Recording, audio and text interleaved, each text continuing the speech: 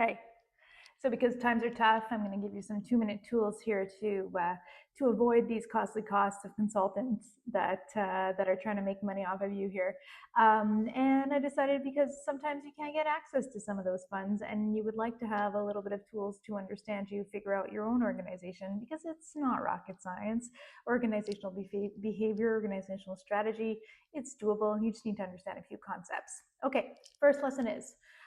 Say you're having a lot of conflict within your organization. I get that a lot. I actually get calls of saying, hey, Milian, we're having some conflict. We need some conflict mediation. I could do that, but honestly, 100% of the time, it's usually something deeper within your organization. So if you think about it, think of your organization kind of like a globe, okay? So you remember those gobstoppers we used to eat? You know, the big suckers, the big ones, the white ones. Then as soon as you lick through it, there'd be other layers. Organization is kind of like the same thing.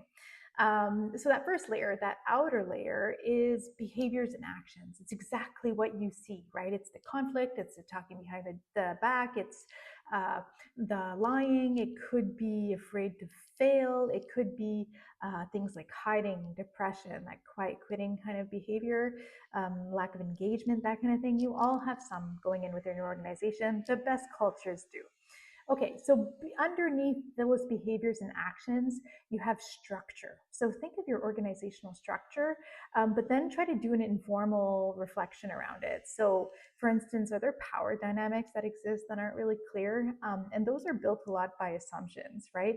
We assume that we need to check with Linda before we're able to pitch it to Dave, right? That kind of thing. So if you're looking at those kind of power dynamics, that's a great activity, by the way, to kind of sit down and see what assumptions kind of lay within the structure of your organization. That could really help unveil a lot of things. And then your values. Do you have values? Yeah, you probably do.